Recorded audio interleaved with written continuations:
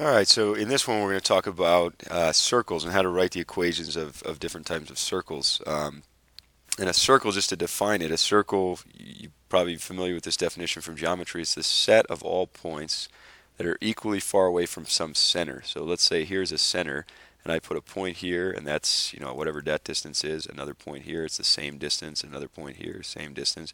If you were to connect all of those points together, that was a horrible looking circle there. Let's see if I can fix it a little bit. But if you were to connect all of those points together, they would all have the same distance away from this center right here. That distance, the distance that each of those points on the circle are away from the center, has a name, and the name for that distance is the radius. So I want to show you what's called the standard form equation of a circle. Okay, and that's based on the distance formula. What's nice about the distance formula is that it has wide application. It can also give us the equation for circles.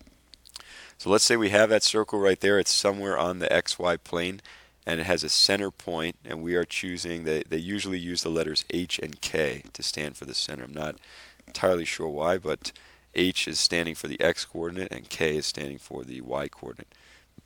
Then let's say we have some other point on the circle, and we'll call this coordinate X comma Y. Okay, let's think about this red distance right here. That red distance is the radius.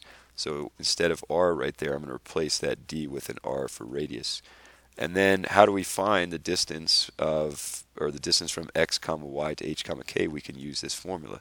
This right here, will be our X2, and that right there will be our X1. So we could say X minus H, that thing squared, plus, and then we could do the same for Y. Here is our Y2, and this K value is going to be our Y1, so Y minus K squared will be that distance.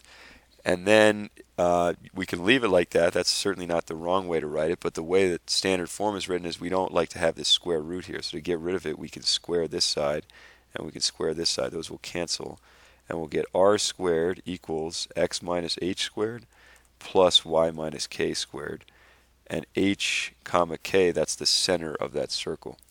So we'll use this formula for pretty much all of the problems that we're about to do right here when we want to write equations of circles. Okay, so I'll rewrite this so we have it as a guide, or actually it's written for us right here. So remember, this is the formula right here: R squared equals X minus H squared plus Y minus K squared. Okay, so now here they want us to find the center and the radius. Well, remember, this number here is R squared. 9 is R squared. So if 9 is R squared, that means R have to be whatever it was we squared to get 9, and we squared 3 in that case. So the radius of this first one is 3. The center, the center on any circle is basically whatever X value you would plug in here to make that equal 0, and whatever Y value you plug in there to make that equal 0. So this basically means, you might remember from earlier sections, when we add to X, adding to X means go left. So add to X, go left. So it basically means we took the center of this circle, which is normally at 0, 0, and we shifted it left 1. Well, if you take a point at 0, 0, and you suddenly move it left 1, you wind up right there. You wind up at negative 1. So the center of this circle will be negative 1, because that's the value that makes this parenthesis 0. Negative 1 plus 1 is 0. And then here, when we add to Y, we go high. We add to Y means go up. What Y value would make that parenthesis 0? And the answer is negative 13. So that's the center of that circle. The center is at negative 1, negative 13, and the radius is positive 3. So see if you can pause it and try to do at least number 2, and then if you if you want to a little bit more of a challenge, see if you can do numbers 3 and 4 also. All right, so this one right here, let's start with the center. C stands for center. The center is going to be what X value makes this parenthesis 0. It would be 4, because minus subtracting from X is like we shifted to the right. What Y value would make that 0 would be negative 7. So the center is 4, negative 7. 24 is R squared, so that means R would have to be the square root of that. R would have to be square root of 24. And hopefully remember from the past, we can simplify that. We can pull out a perfect square of 4, because 24 is 4 times 6. So that turns out to be 2 radical 6. That's our radius right there. All right, so on number 1 and 2, they gave us an equation in standard form, and they said find the center and radius. Number 3 is the exactly backwards. We're given the center and the radius, and now we have to fill this in. So let's do that right now. So we have this right here. That's our standard form. R is 6, so that means R squared would be 36, because we're just squaring the 6 right there. Okay, and then let's fill in these two things right here. So we have our x minus and our y minus. The x and the y should always be in our final equation. The only things that shouldn't be there is h and k. Those should have numbers filled into them, and r should have a number filled in as well. We already took care of the r.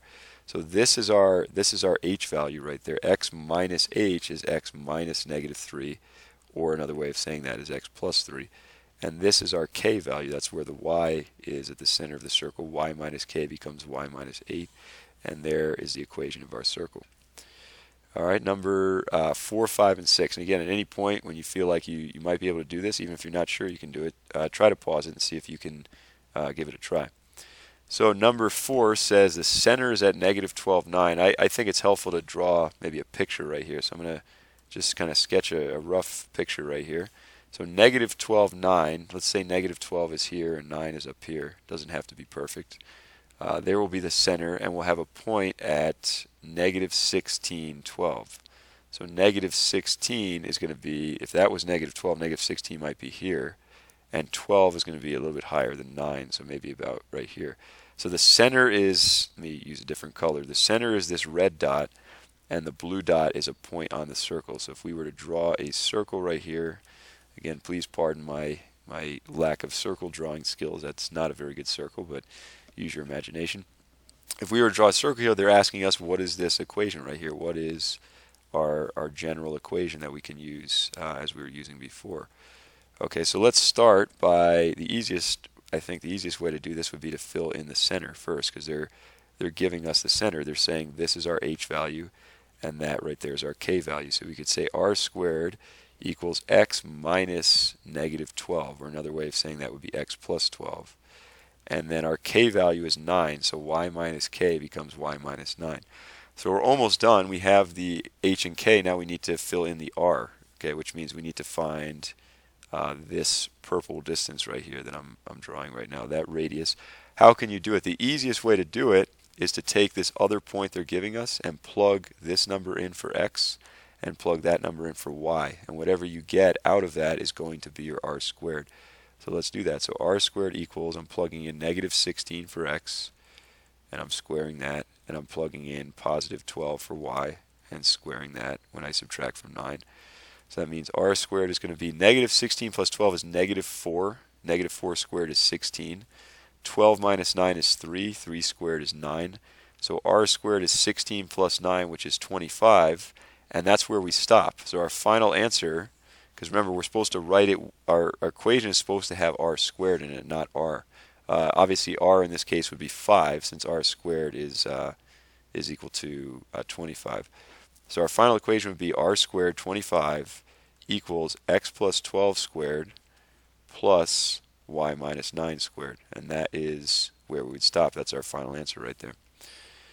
All right, we'll continue with these other two right here. So let's see if we can find, we're being asked again to write the equation of the circle in standard form. So we want to, again, fill in this value right here, or this equation. So let's start. It's always usually easiest to find the center if they give it to us, which they do. So this is our h value, that's our k value. So that means x minus h is x minus 10 squared. Y minus k will be y minus that number, y minus 2 squared.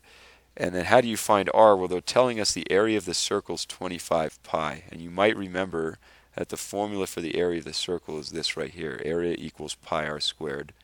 So that means, actually let me write this down here so we have more space. That means the area is 25 pi. So I'm going to substitute in 25 pi. And let's solve this for r squared, because that's what we need. And you can probably see the pi's, if I divide both sides by pi, then these will cancel, and that means r squared is that right there. R squared is 25, and there is our answer in standard circle form. All right, number 6 is a little bit of a challenge. We have to find this equation, this time using the endpoints of a diameter. So let's just sketch this so we can see it. So negative 9 may be about right there. Let's say 15 is about right here. There's a point on the circle, negative 9 comma 15. We don't have to be exact, we just want to roughly see where it looks like it's going to be. And then negative 7 maybe is there, approximately, and then 7 maybe is about right there. So there is our those are endpoints of the diameter. So that means we have a circle going through them, and then this right here is is the diameter. All right, so now how can we find our equation? Well, again, we need to know the circle, or we need to know the center, and we need to know the radius. Let's start with the center. The center of the circle is going to be halfway between those points, and that's true for any diameter. Diameter, by definition, passes through the middle of the circle. So that green point that I just drew right there, actually let me label this other point at negative 7, 7. That green point is going to be the center. How can we find the center of a circle if we know its two endpoints? Well, we can use a formula that we used before, the midpoint formula. So the midpoint formula is x2 plus x1, so negative 9 plus negative 7, the average of those, and then y2 plus y1, 15 plus 7, the average of those. So negative 9 plus negative 7 is negative 16, divided by 2 is negative 8. And then 15 plus 7 is 22, divided by 2 is 11. So there's our center. That means this is h and this is k. So now we can fill in at least part of this right here. We can say x minus h will be x minus this negative 8. So minus negative 8 is another way of saying plus 8. And then y minus k is y minus 11. Now the question is, how do we find r squared? And now this problem is actually just like the problem that we did above on number, I believe it was number 4. Because up here they gave us the center and a point. We just found the center and we have a point. Actually, we have 2 points. We can plug in either of these points. So I would recommend that you pause it and see if you can finish from this point. So it doesn't matter which one we pick. I'll just pick negative 7, positive 7, and this will be my x, and this will be my y that I'm going to plug in. So r squared equals, and again I'm plugging in, we still have this plus 8 and we still have this minus 11. I'm choosing negative 7 as my x point, and I'm choosing positive 7 as my y. Negative 7 plus 8 is 1 squared, and then 7 minus 11 is negative 4 squared. Negative 4 squared is 16, and 1 squared is 1. So that means 17 is my r squared. So I'm just going to cross that out right there and replace that with the number 17. And then we're done. That's our equation. In the next video, we'll do 2 more examples that are one's a little bit easy, but one's slightly more complicated, and that will give us a good sense of how all the different ways that you can write equations of a circle.